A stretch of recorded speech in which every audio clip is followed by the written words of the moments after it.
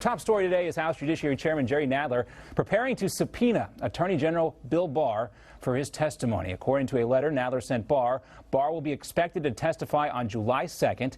The expected subpoena after Barr fired the U.S. Attorney for the Southern District of New York, Jeffrey Berman, who had been investigating President Trump, his personal attorney, Rudy Giuliani, as well as other Trump allies.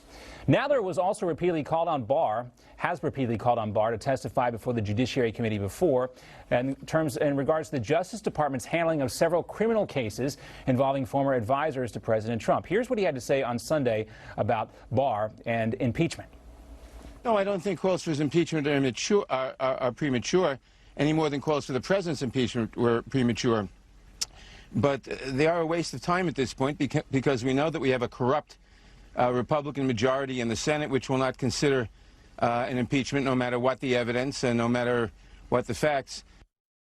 He admits it's a waste of time, but yet they persist. For more on this, let's welcome in Pennsylvania Congressman Guy Reschenthaler. Congressman Reschenthaler is a member of the House Judiciary and Foreign Affairs Committee. He's an Iraq War veteran as well. And back with us again, former U.S. Attorney and the founder of the Tolman Group, Brett Tolman, to talk more about this. First to you, Congressman, what do you expect to hear at this hearing, or do you expect the Attorney General to even show up in the first place? Well, John, please call me Guy, and thanks for having me on. You know, I think Jerry Nadler sounding off about this is just him trying to make points, him trying to score points with the far-left radical base. Because at the end of the day, John, these unelected bureaucrats that are appointed by the president, they serve at the pleasure of the president. The president and Attorney General Barr can remove them at any time. And the fact that Jerry Nadler and the media is making a big deal out of this just shows how the Democrat Party will attempt to undermine President Trump and AG Barr, and what extent they'll go to do this. If Barack Obama would have done this, this would not have even been a story, John. What do you think about that, Brad? Do you think that's the case? If President Obama did fire a bunch of his federal prosecutors, it was kind of a story, but nothing like this. Why do you think this got so much attention, Brad? You know, it seems to be the trend, right? You had Preet Bharara, who decided he was going to make a stand and rally people behind him when the president wanted to remove him. And you see this happening again. Look, I was appointed by President Bush, loved my service. President Obama fired me. I didn't cry. I didn't throw a fit. I didn't get upset about it. The thing that's interesting to me is you hear these allegations that, well, he fired the U.S. attorney that was key investigations were going on, so this has to be political. And that's laughable because investigations, the figurehead does not control really whether or not the investigation continues or not. They're interchangeable. New one comes in. Those still, you know, in the trenches, investigators and prosecutors are pushing forward on whatever investigations they have. So it's really a story about nothing. Yeah. And I hate to see the trend continue. Sounds like too many Law and Order fans ripped from the headlines, and then they project what they've seen on TV into the situation. I know we'll hear more about this, and Congress won't let it go. Democrats, specifically on the House Judiciary Committee, but we'll see what comes of it. Let's also talk about what appears to be somewhat of a congressional showdown of sorts coming up regarding these two dueling police reform bills. The Senate will hold a procedural vote on Republican Tim Scott's Justice Act tomorrow. House expects to hold a vote on California Democrat Karen Bass's Justice and Policing Act on Thursday. Here's the Minority Leader Chuck Schumer last week slamming the Senate version of the bill. He says it doesn't match the moment. Real change comes with accountability. As drafted, the Republican bill doesn't provide it. So we have a tale of two chambers, a glaring contrast between a strong, comprehensive Democratic bill in the House and a much narrower and much less effective Republican bill in the Senate. Now, here is Senate Majority Leader Mitch McConnell. Here's his encouragement, I guess we'll say, for his Democratic colleagues. If they want to make a law and not just try to make a point, I hope they'll join us in getting on the bill and trying to move forward in the way the Senate does move forward when it's trying to actually get an outcome rather than just sparring back and forth. Well, the Senate actually looks like they want to have an outcome. But, Guy, what do you see as the biggest hurdle to getting this done?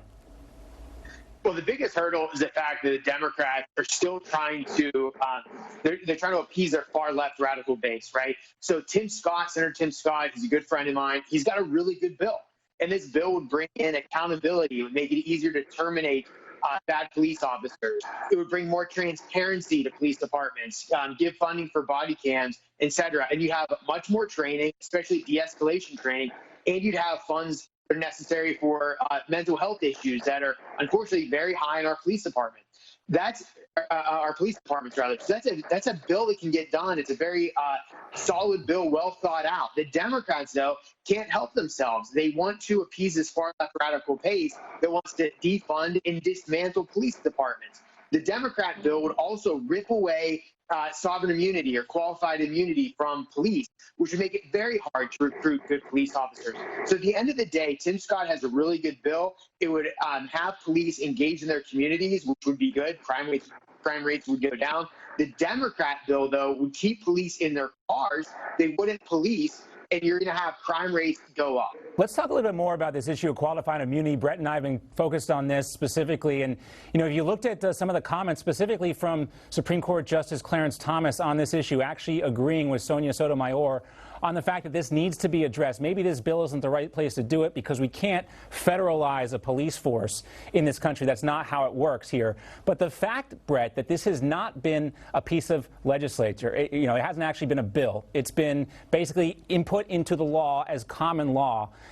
How do we address that? Because we need to protect police. They deserve a higher level of immunity because they're dealing with situations like the one we saw in Atlanta. We don't deal with that as regular citizens on the street. But at the same time, as conservatives, we shouldn't have a problem with holding government employees accountable. Yeah, no, you're exactly right. Real quick on Senator Schumer's comments, there's something very important here. I mean, Senator Schumer needs to stop with the politics, put his big boy pants on, and survey what's really going on. They have a House controlled by the Democrats. You have a Senate controlled by the Republicans. Put bills out by both bodies, get together, and work out legislation that the American people need. I mean, that is the process of legislating, and apparently nobody wants to do it but a few.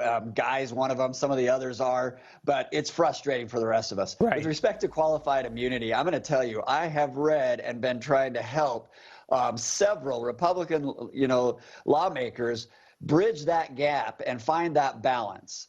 From just outright getting rid of it to perhaps allowing for some opportunity through a system that might narrow qualified immunity but still allow officers to be protected. It can be done. It just requires work, and Washington, D.C. apparently doesn't want to do it right now. And no offense to you, Guy, but this is another one of those situations where you see it far too much. Congress is absent on this stuff. You have presidents making executive orders. You have the Supreme Court signing off on these executive orders, and Congress isn't really involved in the process. That's not how our system works. But I want to talk about some of the context now in this police reform bill, because we had a situation in Jacksonville where you had a dummy dressed up in an NYPD uniform with a pig mask over the mannequin found hanging in an overpass over Jacksonville. So far, this is the only evidence of a noose that I've seen recently, not so much on the NASCAR track. But this is what's facing police officers, Guy, and I think it also shows us the urgency of the moment here. We cannot let this stuff go unaddressed. Right. Well, I think a lot of what you're seeing with the way there was the mock hanging of the police officer with a pig head, which is absolutely disgusting. It's just evidence of mob rule. And this mentality in the United States that we're not going to have due process, that we're not going to go through the legislative process. We're just going to have tyranny by the mob. So you see it when you have these effigies being hung, like you were mentioning. We see it when statues are being torn down. There's really chaos that's going on. There's anarchy, and that is really troubling to me. We're a country of law, and we need to make sure that we have law and order and due process for everybody. Right. And we seem to have some semblance of that, at least after the initial protests last night, the violent stuff we saw in Washington, D.C., the attempt to tear down that statue of Andrew Jackson. I wanted to focus on this specifically, though, because this all started out as a protest for Black Lives Matter. It was supposed to be about blacks being oppressed by white police officers, but the roles were reversed yesterday in this piece of video. Look at this. I was going to tell you you're a piece of shit. Your mom's going to tell you you're a piece of shit. If your mother doesn't, I feel sorry for her. I feel sorry for your family. You're a piece of shit. You're a piece of shit. You really are. You really are. You're part of the problem. course, the irony here is that guy is the bigger part of the problem, and everybody feels sorry for him. He obviously needs some help there. But, Brett, we talk about this, too. This is a personal matter for your family. You have a son-in-law who's out there facing this type of stuff, but a white protester yelling at a black police officer. Why doesn't anybody else call out this nonsense for what it is? This is the fringe and the radical left trying to make statements, and the mainstream media giving them their platform. And when you see that tape, and I saw that when it happened, you realize these are brothers and sisters and sons and daughters and mothers and fathers of you, me, everyone in America. It's not the fringe that is sitting there trying to protect and preserve peace in this country. It's the heartland. Mm-hmm. And they're black and they're white and they come in all shapes and sizes and they're actual human beings. What we're doing is giving an audience to the very fringe and the very radical who have issues because they want to tear down what the United States has stood for so long. And Guy, we've seen President Trump take a stand against this type of vandalism. This was the president just a couple of hours ago before heading to Arizona. Here he is. Last night we stopped an attack on a great monument, the monument of Andrew Jackson in Lafayette Park.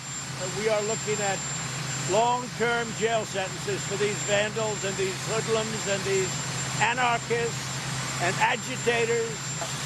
They're bad people. They don't love our country, and they're not taking down our monuments. I just want to make that clear.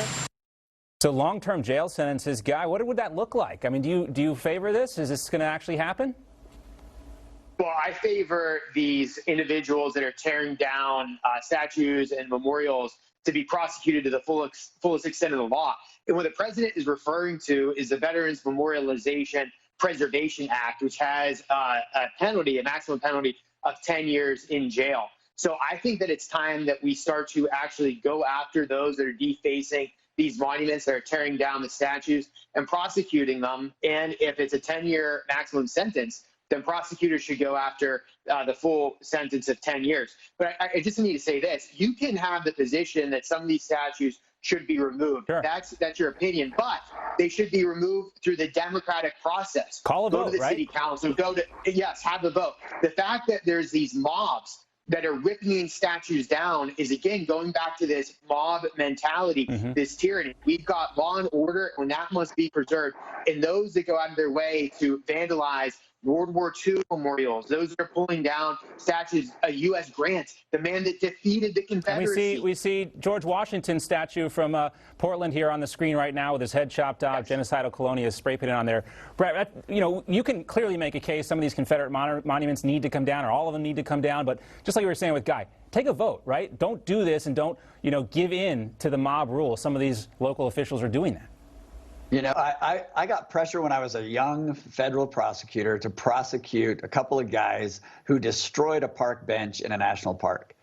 I had people telling me that we had to take a strong, firm stance so they didn't destroy valuable property. And here we are today, and nobody seems to be pushing for the prosecution of individuals who are destroying property. And it needs to be done. And it needs to be done with a lot of energy and a lot of visual, accountability. Yeah. But as far as if you don't like the statue, then get rid of it. But do it through, I think Guy's absolutely right. There's a process by which we do things in this country. Right. Call a vote. Get support from some other people. Just don't tear things down. Congressman Guy Reschenthaler, thanks so much. Brett Tolman, we appreciate it.